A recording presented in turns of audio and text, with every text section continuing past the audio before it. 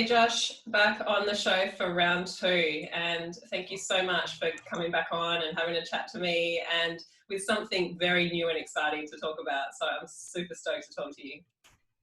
My pleasure. Thanks for having me back on, and thanks for taking the time. I know it's quite busy with everyone's schedules these days, but I'm happy to be back on and to chat all things health, wellness, and everything else. So I think we should get started with your amazing book and the crowd campaign you've got going on for that. And I want to dive into, what motivated you to start a book or to write a book or to have a co-author, which I know also you have. Yeah. So just talk to me about that process first, and I want to dive into about what you've been doing as well. Okay. Yeah. So, for many years, especially within my career as a health coach and a biohacker, if you will, and a fitness trainer, I had always been searching for ways to create some kind of resource that was concise and basically like short enough to be able to present to people, whether it be clients or friends and family, um, to be able to kind of boil down what I do in a very succinct way. And I knew that I wanted to do a podcast and I knew that I wanted to write a book. I just wasn't quite sure which one I should roll out first. And as luck would have it, the podcast was the one to come out first. And that one was pretty easy to do because it was just literally like get a microphone, a Wi-Fi connection, and record. And the book is a lot more involved though, right? So I thought part of my process, and this was about 4 years ago, part of my process then was, okay, with the podcast, if I want to write a book, then maybe I could just have someone transcribe each of the episodes. And then eventually that would turn into, I think we set out to do a blog at first. And then I was thinking, oh, this would then eventually turn into a book. That didn't happen. That did not happen. But I mean, this is kind of the beginning of it all, right? And I noticed that each episode was starting to evolve, and my method to the madness, if you will, was always evolving, and I think it will always evolve. And that's why I felt like the digital world and social media and things like that makes it a little bit easier to kind of update everything. Whereas a book, a printed book at least, is a little bit harder to do that. You kind of have to be sure of what you want to talk about, be sure of what you want to say, and present that. And then hopefully you get another book and another book and another book, but I'm not a writer. So this is the reason why I feel like I'm more of a storyteller, which is why podcast was perfect for me. But that's why I set out to have a co-author or co-writer, because I am not a writer and I don't profess to be one. Yeah. So, yeah. Well, it's a good way to up part and make sure that the writing's good, even if you don't, I'm sure the book that you would write, if you did write it, would be fantastic. I think we always sell ourselves a bit too short anyway. Right. Well, I mean, and that's a good point. And thank you for the compliment. I must say, like, I do write all of the content on my social media, and that's a specific style though, because it's more me. And this is what's also tricky about this book writing process that I'm in right now with my co-writer, is I searched out for someone that could embody a bit of who I am outside of just social media, someone who actually knows me, someone who's actually worked with me as a client, and someone who's actually worked with me as a colleague or as a peer. And Tessa Cash, she happens to represent that perfectly. She started off as a client of mine, and during that time when her and I met, it was just before the pandemic kind of shut the world down. And I was probably, crushing it, as some people would probably say, in my career. But I found that I wasn't having enough time and enough, what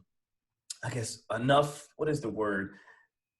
I wasn't creating the proper space to be able to help her in what she needed in her journey.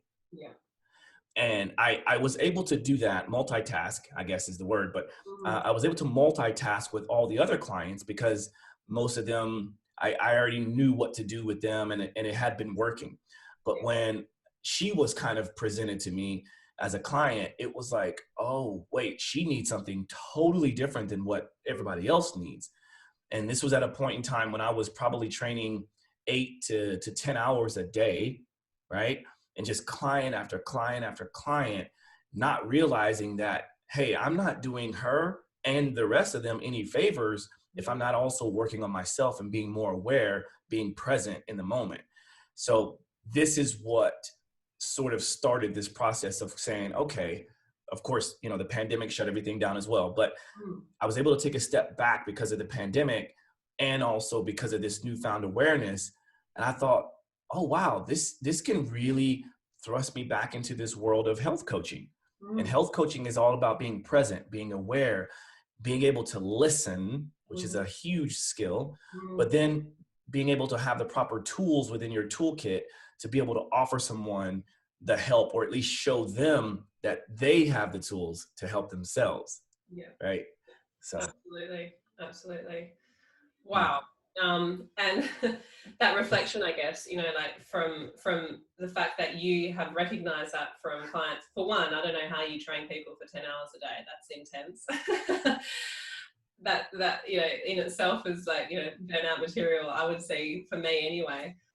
And the energy that you put into the people and your clients, and the investment that you put into that is huge. And that's how incredible you are, that you can actually withstand that day in, day out, and give that beautiful quality to people. So that's incredible. Now, I want to sort of talk about the book itself and what the topic. The awareness shift is the title, if anyone doesn't know it yet, and give me a little bit of an understanding of what goes into that. What's it about, what's the theme of it, where that came from, and why that's sort of driven you to make a book into it or out of it. sure. So the basis, the foundation of the book itself is based around the 5 pillars, which I believe we discussed on our first interview together. And those 5 pillars I knew wasn't quite enough to be a book. I mean, I could make it just the 5 pillars and call it a day, but I also wanted to give people an understanding as to how I came to developing those 5 pillars. Also, I wanted people to be able to understand why Tessa and I decided to write the book together, because this is her first book, which I think is pretty interesting for people to know. It's her first book. It's my first book. She's a writer. I'm not. Um, and it's basically this beautiful conversation and this shift of awareness between the two of us, so that people who read the book can be like a fly on the wall, kind of like how it is with my podcast, right? And it's really interesting because I at first thought about doing a memoir book, kind of like a story of my life and things like that. But I feel like memoirs are kind of the thing you do towards the end of your career, or when when you've done so much. I feel like I'm just beginning. So I said, okay, let's hold off on the memoir type book well into the future. And for right now, let's build a book around the 5 pillars, add in a nice little story that talks about how I transitioned from Oklahoma, from this very small town in Oklahoma, which is the population of 3,000 people, which is where I'm from, called Chandler, Oklahoma. How I transitioned from Chandler, Oklahoma to New York, and then to traveling all around the world, working with some of the biggest names in the world, some of the most successful people in the world, to then meeting this girl from halfway around the world, meeting in New York, and eventually working together to write a book together. That's what this book is all about. That is pretty. It's a lot in there. Yeah. And so for people wondering, okay, so that's a pretty vague explanation, but it's going to basically list out all the things from health, wellness, fitness, lifestyle, biohacking, the main thing is the quality awareness, hence the name, the awareness shift. But Mhm. I feel like quality awareness, which is what we talked about before in the previous podcast, quality awareness is sort of the crux of all of it. It's the thing that bleeds through all the other pillars. And if you just get one of the pillars correct, quality awareness should be the one, because that's what's going to be the driving force to make everything else much easier and much more, I guess, achievable and visible. Mm. And I love in your podcast when you did sort of like a proclamation of what's going on and what the book is and all that sort of stuff, with that podcast with Tessa. And you both said, and she said, that the moment in life where you have that meeting of or seeing something or meeting someone or doing something where your complete awareness shifts and the next stage of your life, or that next period is completely different or just perceived in a different way from where your awareness was. And I find that just so true, so fascinating, and so beautiful. And Thank I you. can imagine that's the book. And I love that it's actually something very unique in a book that I don't think's been written like that before, in a sense that you have this meeting, but then you're giving the story of how you can improve the health from her perspective and your perspective, and then to teach people in that way. And that's the best way to teach people, is through story and through the ability for people to apply that into their own lives by listening to someone else. So yeah, I can't wait to Thank read you. it. I'm so excited. Yeah, I'm glad you pointed that out, because we did set out to do something different, Mm. because it was easy enough for me to pay a ghostwriter who maybe doesn't know me that well, and and I put some things out and say, okay, change this, change that, this looks good, that sounds good. Or Tessa could have written her own book about her experience with working with me and her evolution, and traveling all around the world and doing all kinds of things to get to where she's at. Or we could have done what we did and we've set out to do right now, which is come together with our stories, as you well pointed out, to allow people to go, oh wow, Mm. because the moments that we discussed in this podcast you're talking about, in which I had Tessa on my show, I distinctly remember seeing this young girl in my office. I think I had trained her once, and it was her second meeting coming into the studio, and I had just finished training a client. They were running a little bit late. Tessa was a little bit early. That kind of made me nervous because I hate making people wait. But she's the type of person that, I think we talked about this on the show, but she likes to be always early so she can sort of um, reset herself, right, to be prepared. And here I am thinking that it was almost like stressful for her to be early. How dare you be early? Because now you make me feel like I'm running behind. And she told me on the show, she was like, no, Josh, like, I do that for me so that I can reset myself. And I'm like, oh, yeah, it doesn't have to always be about me, right? It's not always just about my time. It's also about her time Yeah. and how she wants to kind of center herself before she gives energy to me or to anyone else, right? And again, pointing that out is really profound, because had she not told me that, I would have been spiraling off thinking all these other things. And had I not told her that, she would have never known. Mm. And this is why communication is so important.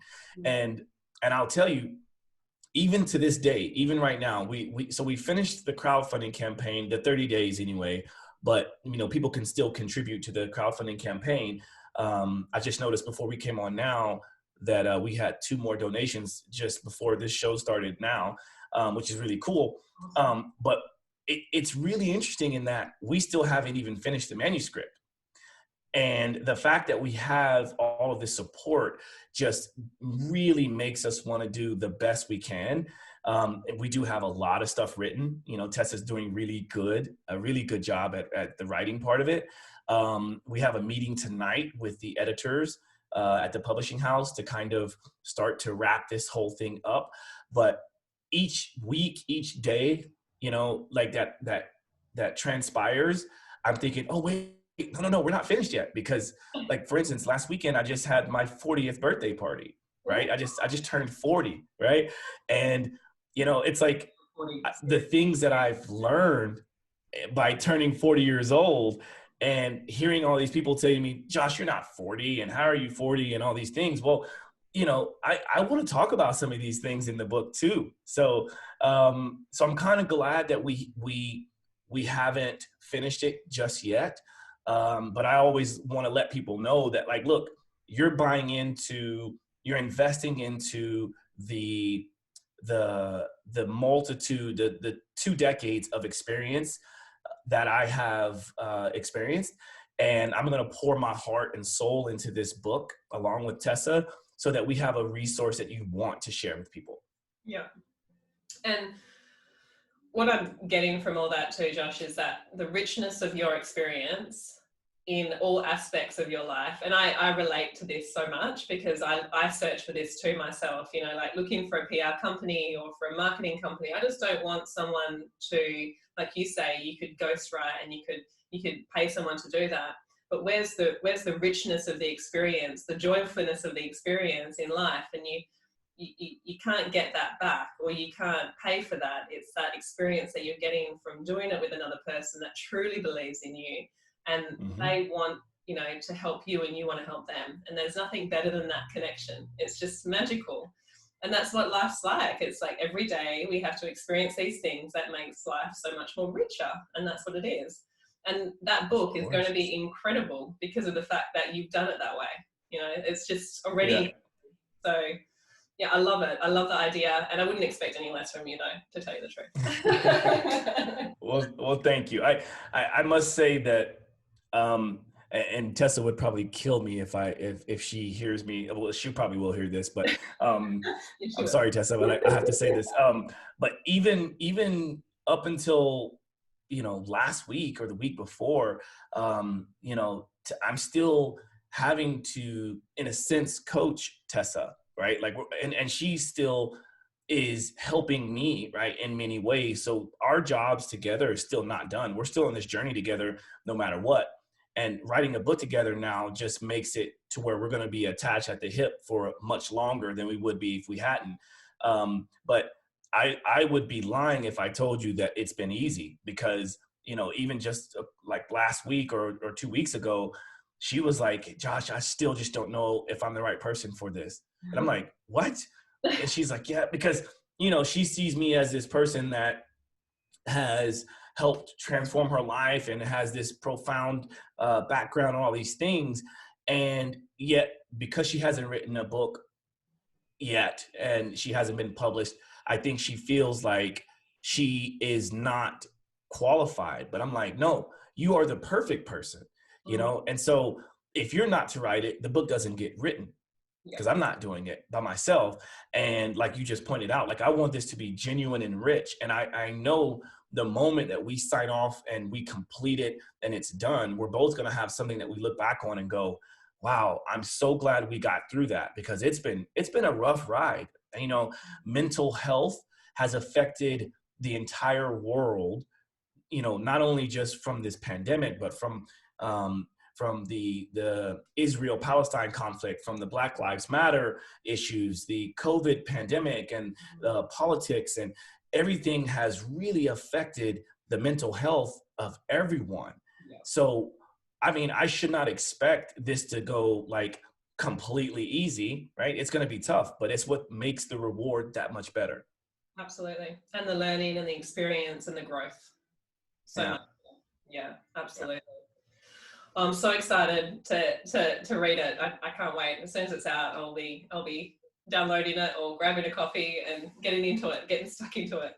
But for now, I wanted to chat to you about what you've been up to. And I know this has been obviously a massive part. You've been traveling a lot just recently. But you and I have a shared common passion with biohacking and instruments and equipment and all that sort of stuff. And you get to try out a lot. And I am very jealous all the time watching you try these things. So give me a little sneak peek of what you've been up to lately in all that sort of world, and what you love and what you've been trying with your clients and yourself. And yeah, give me a little bit of a rundown. Okay, yeah. So this is going to be the fun part.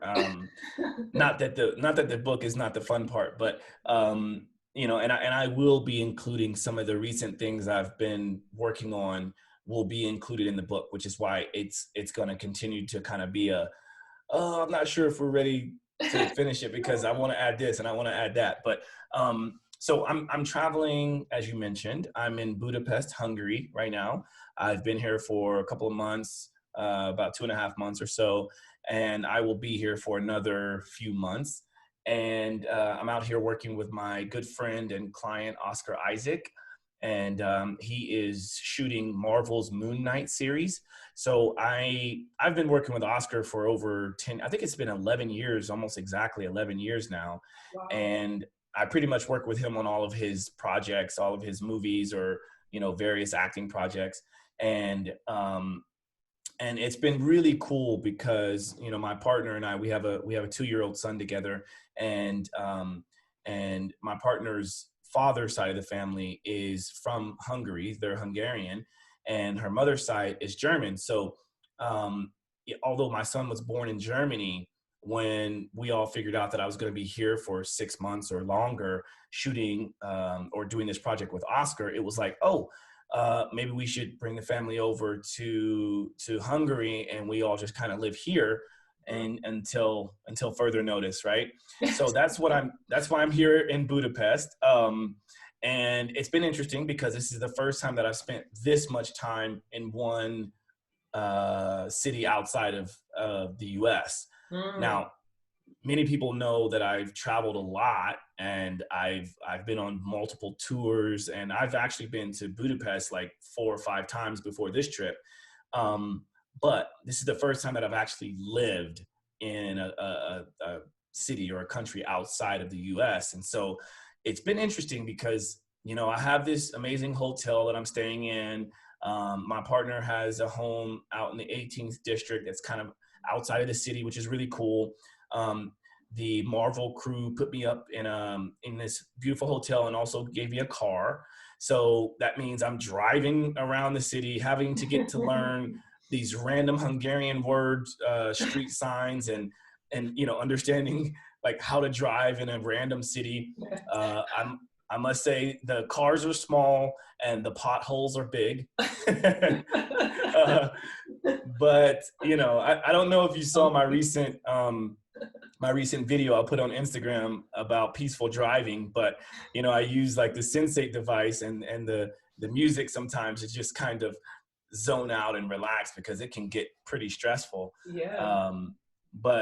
But yeah, that's the reason why I'm here in Budapest, and I'm working with Oscar, and that's been a joy because I love watching him grow as an actor, but also as a human being. I mean, he's literally like a brother to me.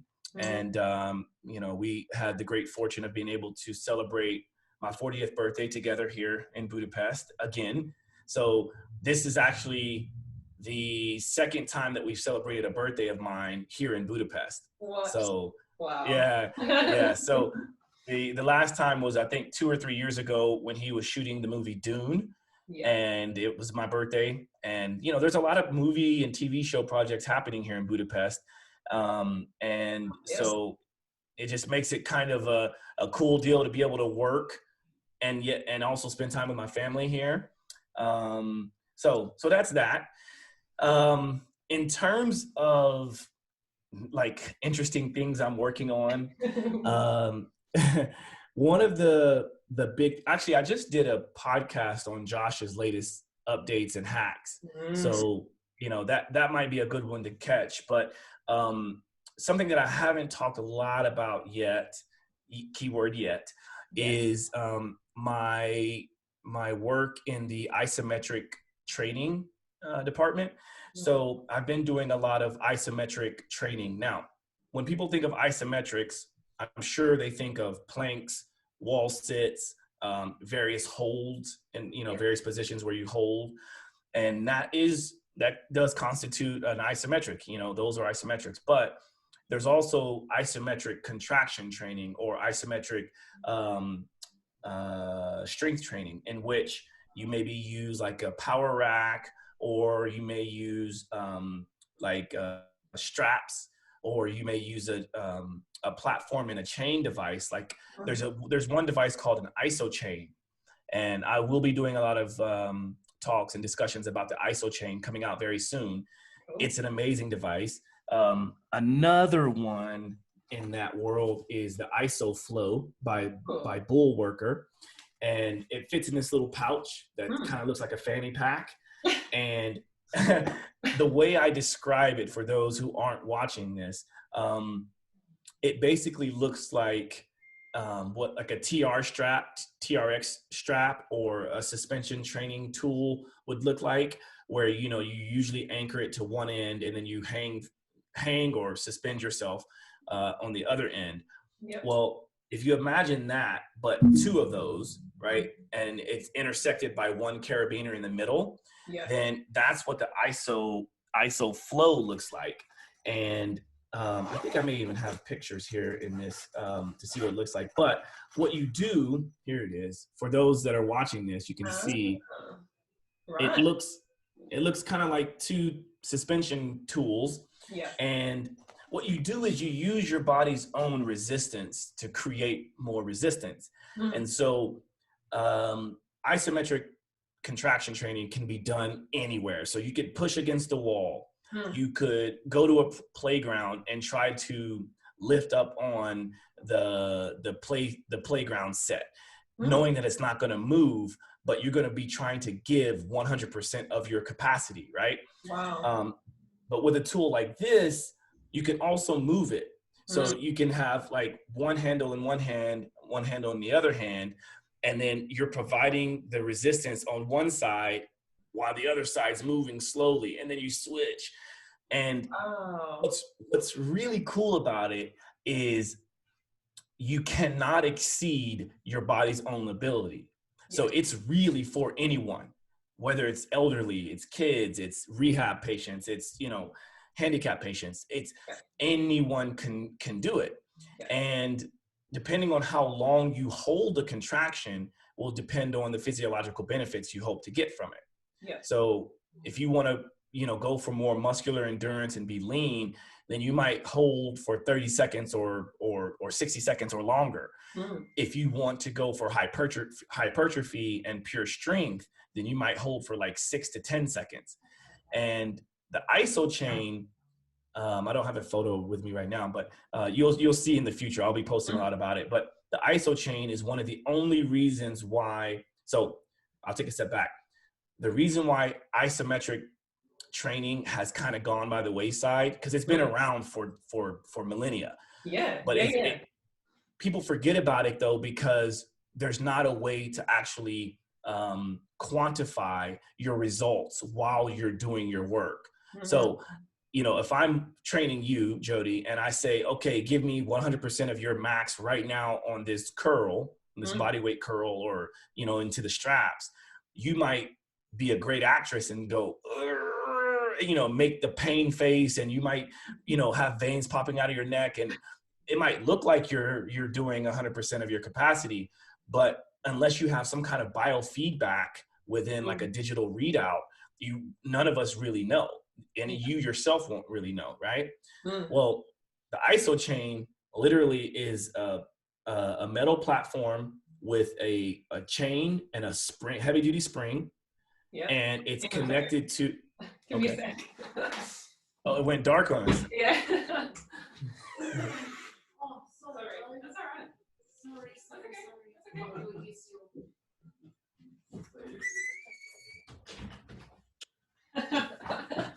Let's go. Gotta love the world of podcasting, right? So I'm gonna hold this up because while you did that, I went and found a photo. Oh, awesome. So that's a metal platform, and there's a heavy duty chain with a heavy duty spring, and there's a bar with a digital readout on the actual bar itself. And that bar tells you how much force you're putting within that system. And so you can set a target load, let's say on a deadlift. Let's say you want your target load to be 300 pounds on a deadlift. You want to be able to hold that for, let's say, 6 seconds. Well, you can test it out first to see how much you can actually lift. And then you can set your target load. And then you have this timer that you can set on there. And now, when you think that your max is 300, you might realize that really it's only about 200, especially when you're trying to hold it for more than one rep. Yeah. Because there's this thing called the force velocity relationship, in which the lighter the weight is, the faster you should be able to move it. Yeah. The heavier the weight is, the slower you should be able to move it. And so once you get to the point in which the weight does not move, that usually constitutes your max force production, right? That's isometrics. So with this, then, if your idea is to generate as much force as possible, then you should not be able to move it. Yeah. So it's amazing. And I've been doing it every week now for the last couple of weeks. And Jody, I tell you, it's where it's at. It's really where it's at. That's cool. Yeah. And because it's been around for so long, this is just a different way of adapting it in, which is so cool. I love it. Yeah. Are you familiar with the bull worker? You've seen the bull worker before, right? I think so. Yeah, it's been around since the 60s or the 70s. It's this thing that looks almost like this thing here. It looks like you could almost use it like a bow and arrow, or you can use it as those things that you kind of you squeeze in or you pull on it. Yeah. Yeah. And so this is the company that makes the ISOFlow. They don't make the ISO chain, but they make the ISOFlow. Yeah. For anybody that's curious about trying this kind of isometric work, you don't have to have the fancy tools by any means. I know I'm a biohacker, and people think, oh, biohacking is all about expensive toys. Not really. Go into your bathroom, get a hand towel, and try to, put one end of the hand towel in one hand, other hand in, other end of the towel in the other hand, and straighten one arm, bend the other arm, and do a curl against your own resistance in that towel. And that's essentially what this is. You could do the same thing if you had a big towel. Step on the middle of it, set yourself in a nice, hip width distance, step in the middle of it with both feet, grab both ends of the towel, the bigger towel, and then try to deadlift. Obviously, you cannot lift your own body weight, right? You can't lift yourself off the ground. That would be impossible. Yes. So that means the towel's not going anywhere. You're not going anywhere, but you'd be able to basically get the most amount of deadlift force you could generate. And that's isometric training. Do that for 6 to 10 seconds, about five rounds of that, and that's your workout for the day. That's awesome. That's so cool. Now, I remember when we chatted, and you always have said, and it blew my mind last time I spoke to you, because for someone of your caliber, training who you train, and to say that, you don't need to exercise as much as everyone else tells you to exercise. And the quality and the type of exercise you do is very different to what people assume that you should be doing. So, this sort of thing, you bring all these obviously new techniques and new things into your clients' lives and workouts, and obviously your own as well. Does this change? So, you've got your sort of core set things I'm guessing that you would do for yourself. When you experience something new like this, do you change completely your routines every week? It's a really good question. And I would say it's a fairly easy answer. And that answer is yes.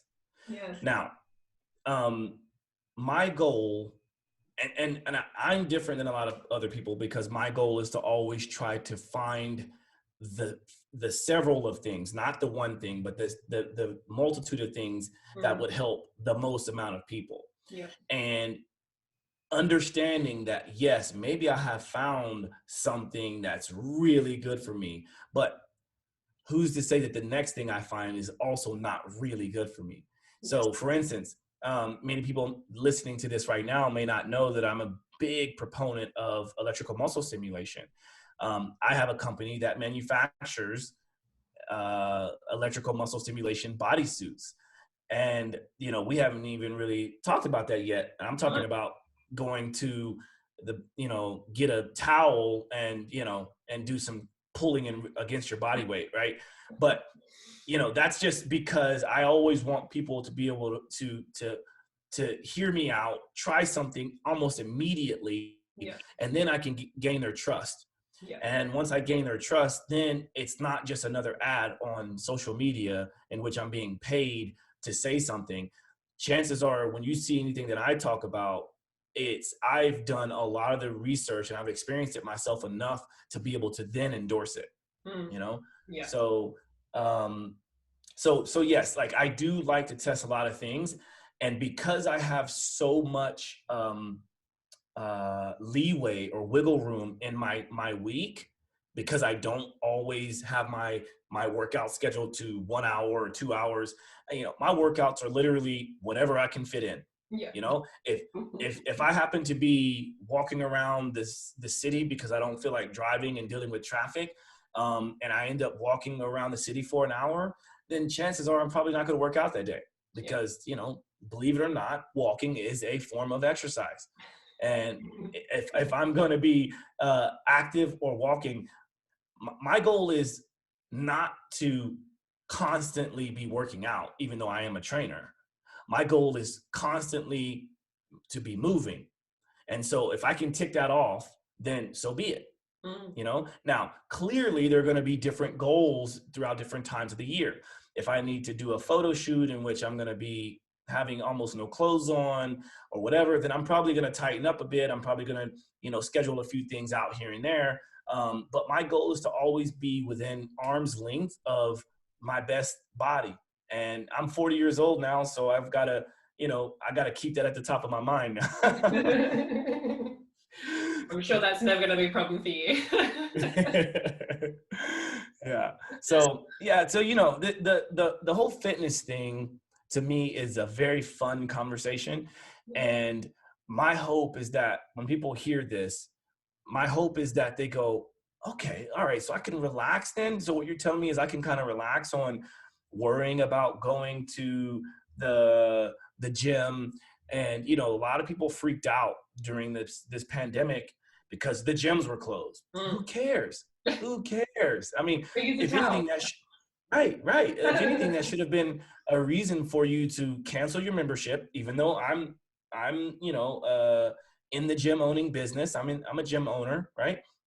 But like, I also do this not to benefit from people coming to the gym. Actually, gym owners usually benefit and count on people not coming to the gym, but still paying their dues, right? So I would prefer to give people as much information as I possibly can to help them on their way, because at some point or another, I'm going to have a community of people that are willing to listen and to support. And me doing this crowdfunding campaign for this book literally proves that, and it's been an honor to just watch the amount of people that I wouldn't have even expected to contribute or to share it. It's not even about the financial contributions, but it's more about the fact that I have a lot of people out there rooting for me. And it just makes my heart so full. Yeah. Oh, it's beautiful. It's absolutely beautiful. Love it. So, all right. So I wanted to, before we run out of time, let's go with because I asked you this sort of last time in terms of a routine of your day. And I know you don't have a routine of your day, but what are your non-negotiables that to have in your day every day, or most of the days, to keep you happy, healthy, fit, mindset, all that sort of stuff? Is there anything that you have that's sort of like a non-negotiable? Okay. Yes.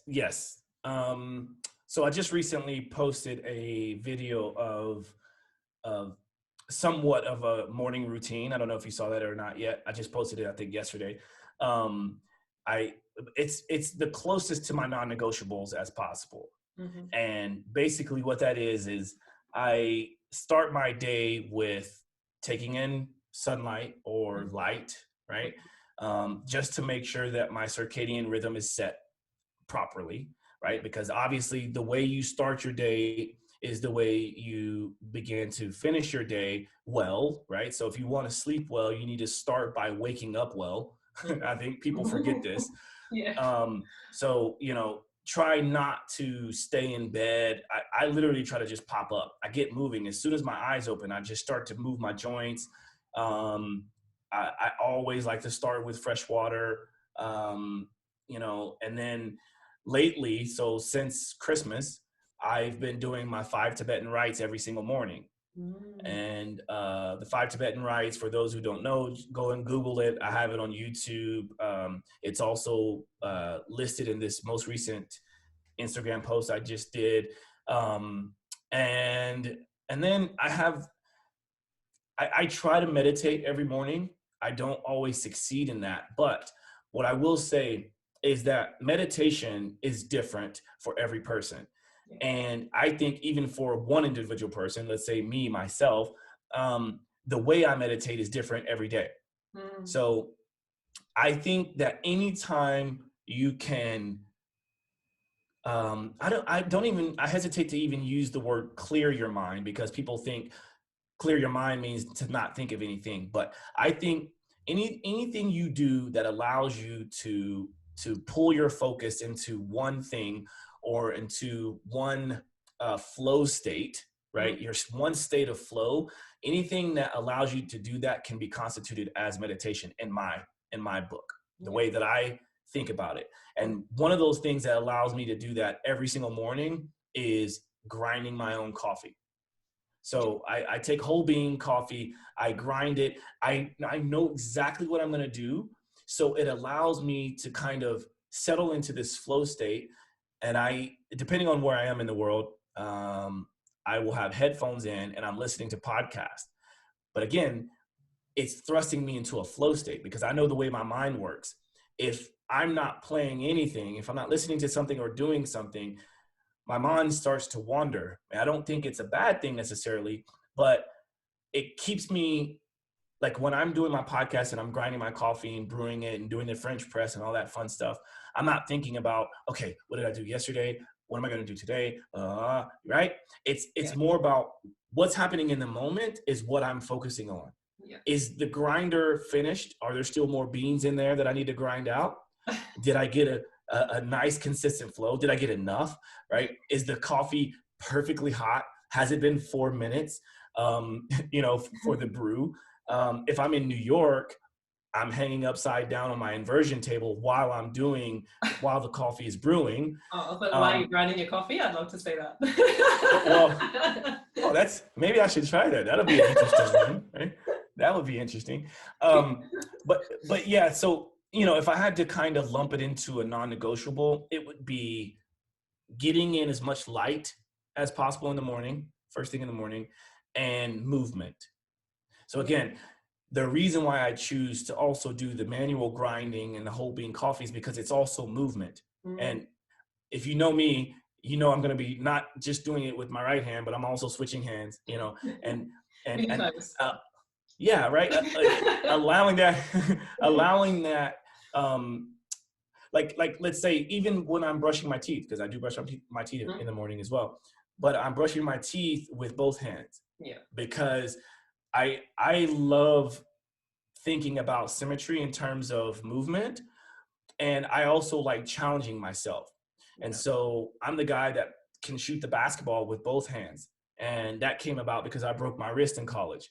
I thought my career was over, but I only realized that this was just another challenge for me to overcome. So I start to learn how to play basketball with my left hand. I can brush my teeth with my left hand. I can write with my left hand. I can do all these things, not because I was born ambidextrous. It's because I've taught myself how to do these things. And so that applies to everything else I do. Yeah. So cool. And it is about challenging yourself, though. You can't get stuck in the mundane. Like if you feel like you're stuck and stagnate, then you feel like you're not growing, and you're never expanding to what our potential is, which is ever expanding. You could never put your limits on that, So I love that. I love that you do that. I think we all need to be challenging ourselves in multiple different ways, in not just the movement, but in all of life. So very, very cool. Very cool. So Josh, tell us about what's going to happen with you in the next sort of year, where to find you, information, book? What's sort of the date do you have? Do you have like a roundabout date that you're looking at for the book to come out? Yeah, our hope, and I'll have a more firm idea on that tonight after the author's call. But I think I know that Tessa and I have kind of set a goal for ourselves to finish 2 months after the crowdfunding campaign ended. So basically that's all of June, because it finished at the beginning of June. So all of June, all of July. And then just to give us a little bit of a buffer, her and I have said by the end of August, we want to be ready, and people can go to Amazon and buy or wherever. So all the people who pre-ordered and supported the book campaign, they will be the first to get the book. And the hope is that that happens in the middle of August. And then we hope that everything else happens by the end of August. Yeah, so incredible. That's the hope. Book launch parties all over the world. Yeah, in fact, as a part of our reward for most of the rewards that we set on the book's crowdfunding campaign. In fact, I'll send you the link because the campaign is still up and people could still see it. But we allowed for several of those rewards to have access into the virtual book party. So we plan on doing a virtual book party, which should be pretty fun. And yeah, in terms of other places to find me and find out things that I'm doing, you can obviously go to my Instagram or any of the social media at Joshua J. Holland. And I would assume you're probably tag this and that, right? Yeah. And then my podcast also has a lot of updates on things that I'm doing and different hacks and tips and tricks and things like that. And that's Simply Walk the Talk on all major platforms. And I hope to also have more updates on my website, but it's the thing that has kind of fallen by the wayside because it's just way too much going on. To work on. Yeah, I also hope to have the EMS, electrical muscle stimulation bodysuit, ready to launch by the end of the year as well. Ooh, that's so exciting. Yeah, so if those of you who heard me mention it earlier are curious, just stay tuned because there will be a lot out about it. I know recently Ben Greenfield has been talking a lot about the Catalyst EMS suit. And Ben has done EMS with me at my studio in New York, but I'm excited. I have a smile on my face right now because I'm excited that no one has really jumped on what we have going. And the more that people hear about EMS, it just elevates the entire realm of EMS, so that by the time our suit is ready to launch, then people are going to go, what? Because right now the suit that most people are talking about with Catalyst and what Ben has put out still has the wires and still has all these setups and things like that. But the suit that we have is a one-piece suit. You slip it on, you don't even need water. You just slip it on, you go for your workout, attach it to your device, your Bluetooth iPhone or device, and you do your workout. Like the only thing you can't. Wow. Yeah. Wow. Yeah. That's cool. Yeah, it's quite amazing. So, we're just tying up a few loose ends because, in the US, there's the whole FDA approval process, which is a bit of a nightmare. And the manufacturing company we were working with was severely affected by COVID. So that's what delayed us quite a bit. And, these things take money. So every time there's an update or a change, you have to wait that much longer, but stay tuned. Just stay tuned. Super excited. All right. I'll be talking to you more about that. Maybe another excuse for the podcast. Exactly. All right, Josh, I'm going to let you go because I know you're a busy man and you probably got some training to do or someone to go and follow up on. Yeah. So any last words? Any parting words for the audience? Yeah, I would say a couple of the things that come to mind is my mantra, which is and I may have discussed this before, but our bodies and minds adapt to what we do most of the time. If you want to change your body and mind, you must change what it is you do most of the time.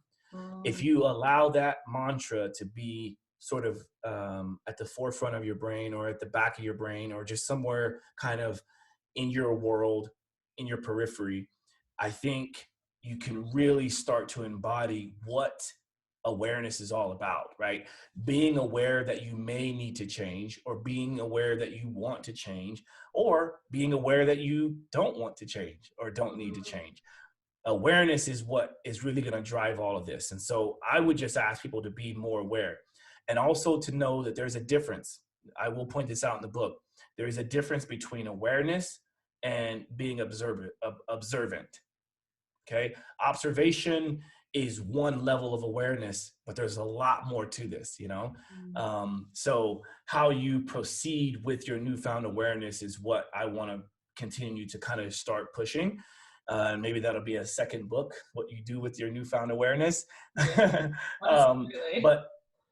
but I just think, you know, we should all start to ask more questions.